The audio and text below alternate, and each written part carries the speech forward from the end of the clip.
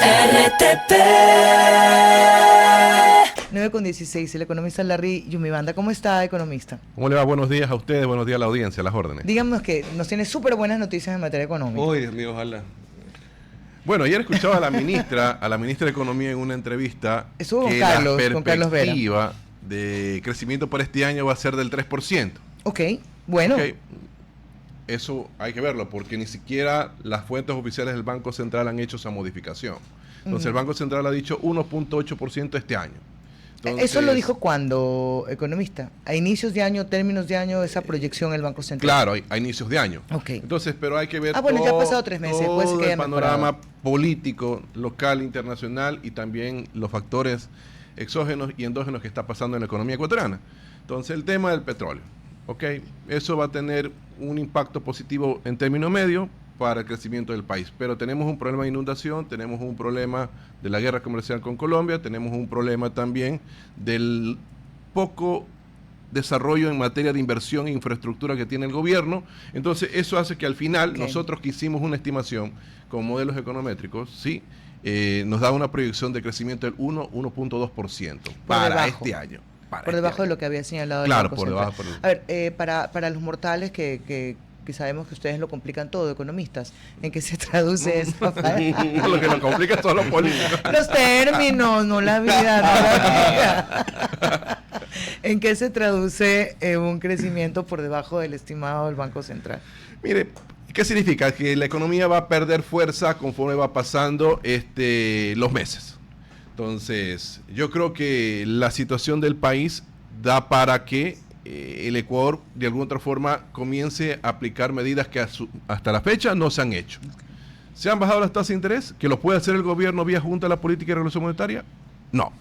¿Se han tomado temas de carácter impositivo para ir reduciendo de alguna otra forma el gasto tributario y tener algo de alivio fiscal para reducir el déficit y contribuir de alguna otra forma también al financiamiento de la obra pública? No. El gobierno ha buscado de alguna otra forma establecer un sinnúmero de concesiones para las carreteras si no tiene plata en la caja fiscal. No, entonces yo creo que en lo que sí ha destacado el gobierno, y eso sí hay que reconocerlo, es en el tema de la apertura comercial.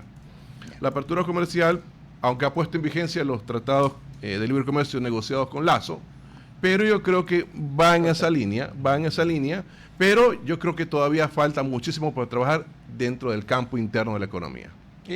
Y ahí le hago parecería que yo me hubiera adelantado a la entrevista. Quiero aterrizarle una idea. El día sábado, caminando por la calle, vi pasar a un heladero de esos de Ideal. Qué rico, ¿no? De esos clásico. Entonces, hacía calor, estaba muy soleado el día, ¿no? Y compré, y le digo al heladero, hoy con esta humedad y con este calor, seguramente va a ser un buen día para la venta. Y me dijo, no hay circulante, me dice. La gente quiere helado, pero no hay circulante. Uy. O sea, me dejó así como, esa sabiduría popular. La cuestión es que la economía ecuatoriana está atravesando por un proceso de alta informalidad, 55%. Entonces, el gobierno saca unas cifras laborales hace pocos días, 3-4 días atrás, donde dice, hemos incrementado el empleo adecuado. Ok, pero entre el empleo adecuado no significa que todos estén afiliados a la seguridad social. Sí, ese es un tema que hay que destacar. Apenas el 80% del empleo adecuado está con seguro social. Entonces, hay una informalidad ahí terrible que hace que, por ejemplo, la respuesta que le dijo el heladero se lo puede decir cualquier otra persona, porque la gente hoy está haciendo negocios para subsistir, no para progresar.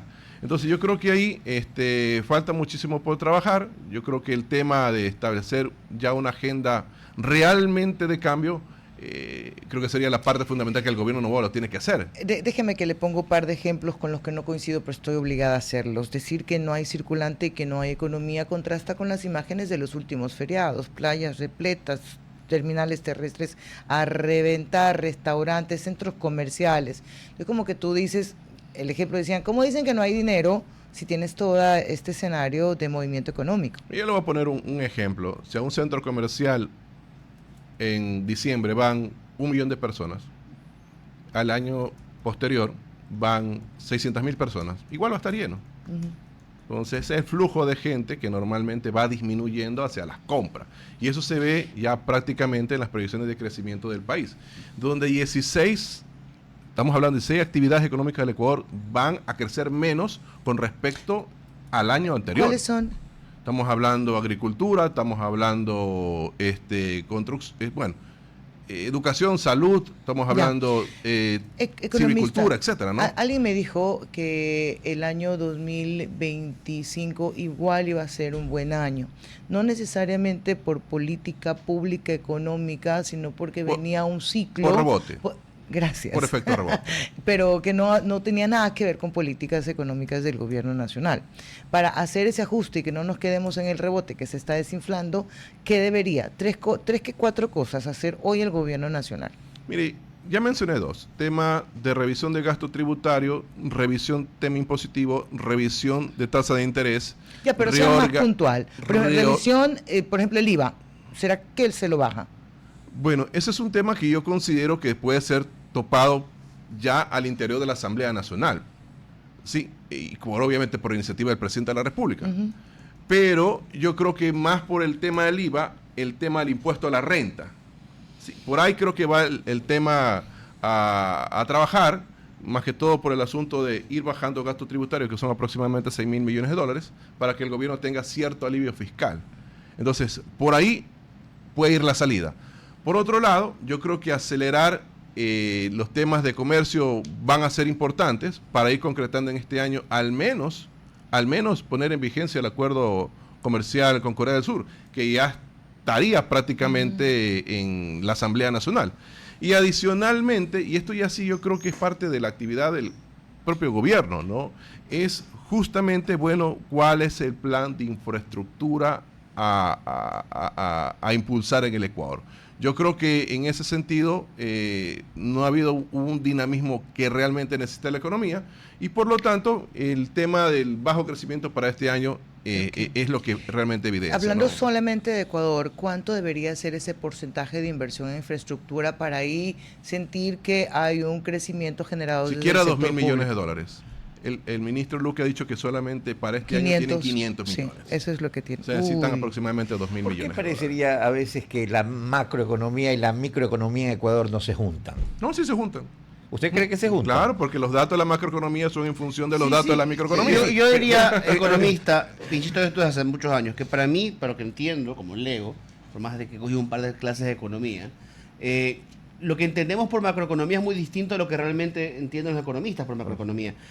Nosotros vemos que el gobierno, el anterior, dicen, este mes subieron las ventas, las reservas internacionales llegaron a 9.000, 10.000 millones, entonces la macroeconomía está bien, y como loro es un montón de periodistas, ¿por qué lo macro está bien? Sí.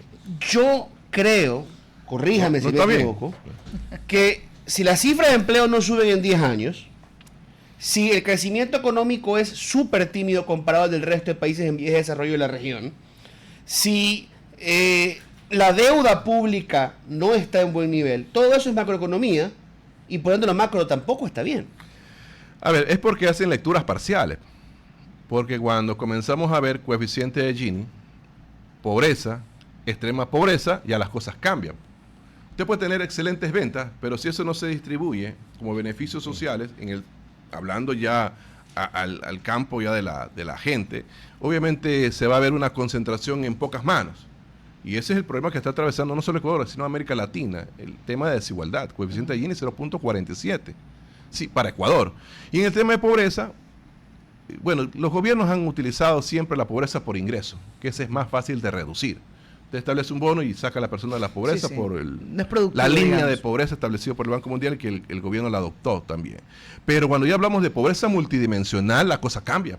Estamos hablando del 40% de la población está con pobreza multidimensional. ¿Qué significa esto?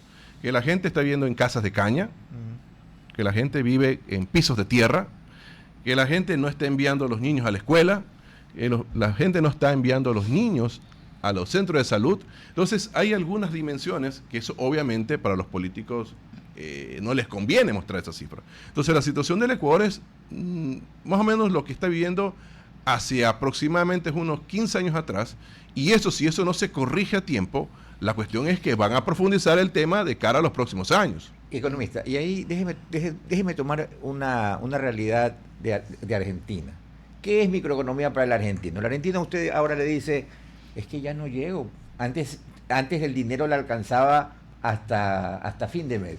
Y ahora la queja recurrente del argentino es, ya no me alcanza, ya no llego. Del ecuatoriano, ¿no? Y siente que su entorno económico se ha reducido, siente que todo se ha vuelto más complicado. Entonces, ¿no cree usted que eso le pasa también al ecuatoriano? Claro, por supuesto que sí.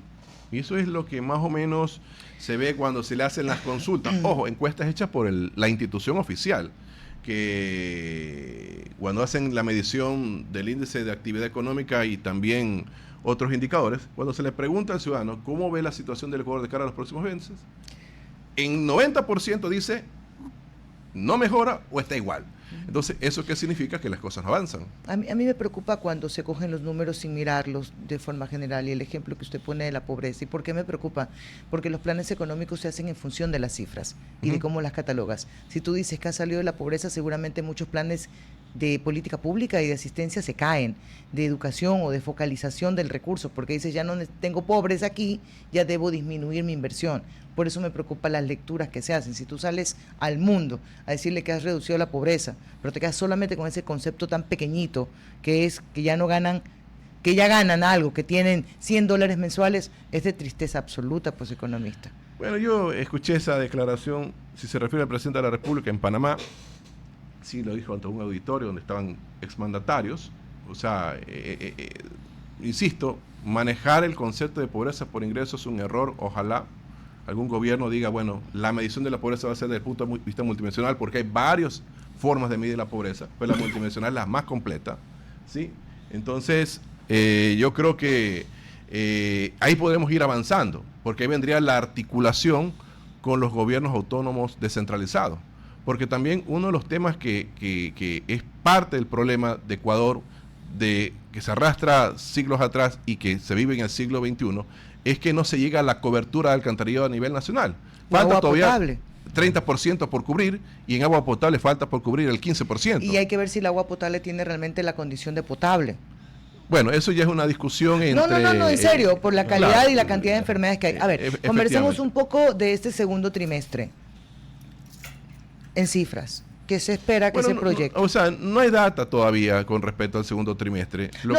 A partir de este, ¿cómo determinar cómo ven que puede ser? Mire, esto de aquí puede variar, depende de cómo se maneja el tema de la energía. Yo los escuché detenidamente. Imagínense que se comiencen otra vez los apagones, así sea por una hora. No diga eso. Seguro dicen que ya han vuelto.